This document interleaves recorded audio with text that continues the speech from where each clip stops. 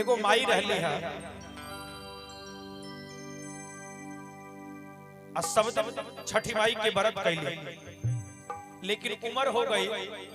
अब उम्र करे के अब व्रत करे के साहस नहीं के, हिम्मत नहीं के। देखी अंतिम में वो व्रत करत तारी। अब भगवान सूर्य से निवेदन करत तारी कि हे प्रभु, हे दीनानाथ, आज तेरी से उगिहा ए दीनानाथ, आज तेरी से कि जैसे आप नित्यदिन उगते थे वैसे मत उगिएगा। आज आपको देर से उगना है और देर से डूबना भी है, चलना भी है, क्योंकि आपकी ये दासी आपसे निवेदन कर रही है।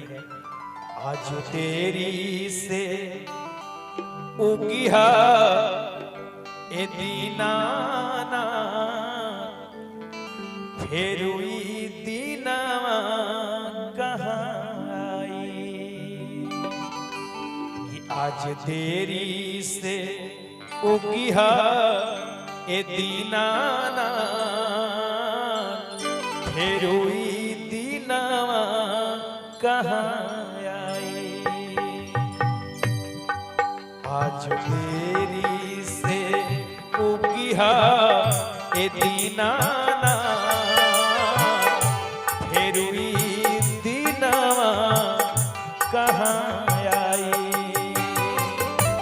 जिंदगी भर के नेहा के नाता साथ यसो रही जाई। आज तेरी से उगिहा ए दीनाना, फेरुई दीना कहाँ आई। आज तेरी से उगिहा ए दीनाना, फेरुई दीना कहाँ आई।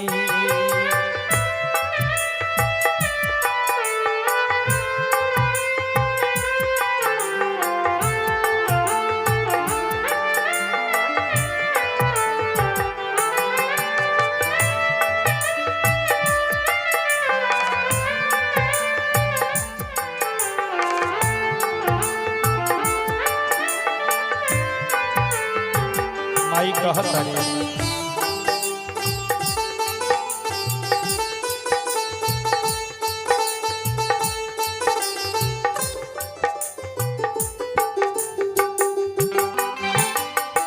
लइकाई से उम्र बढ़ा कर छठी से ऐसन नहिया लागल।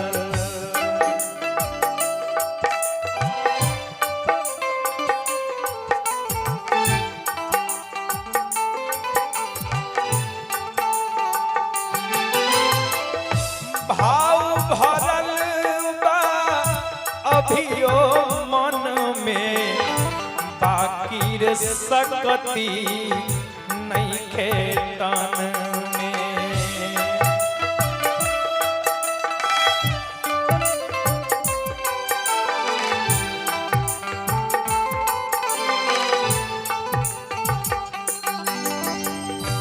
ऐसन हो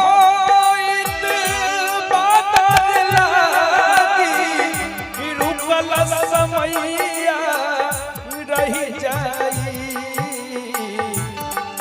आज तेरी से उगिहा ए दीनाना, फेरुई दीना कहाँ आई। आज तेरी से उगिहा ए दीनाना, फेरुई दीना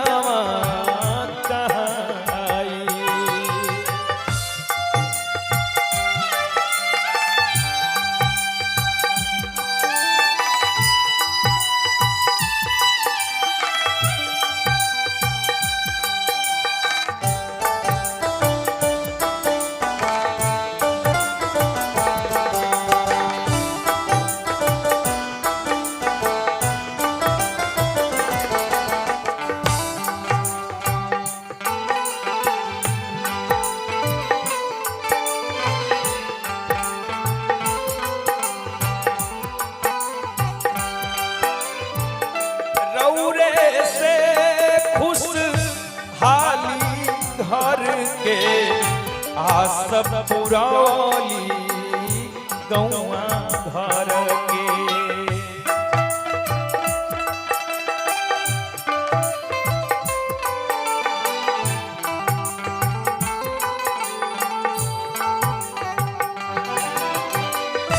जवने मंगनी माई तिहाली भेजली सब कर झोली भर के।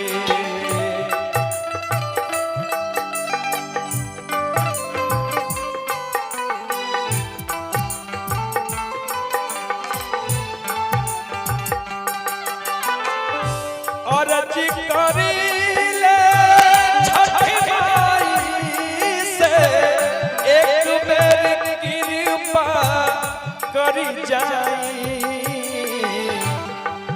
आज तेरी से उगिहा ए दीनाना फेरुई दीनावा कहाँ आई। आज तेरी से उगिहा ए दीनाना फेरुई दीनावा कहाँ आई।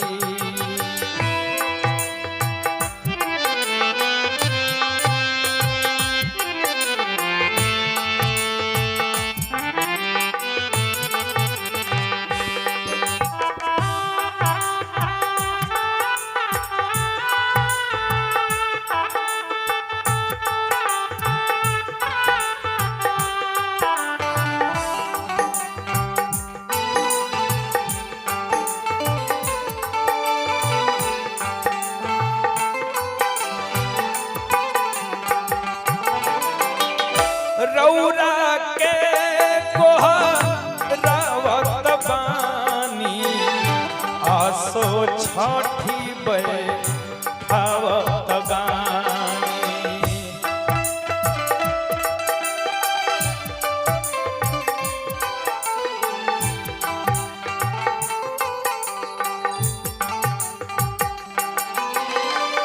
कुशल मंगल जे रखी है अगिला बेरी दोनों बबुआ करी है।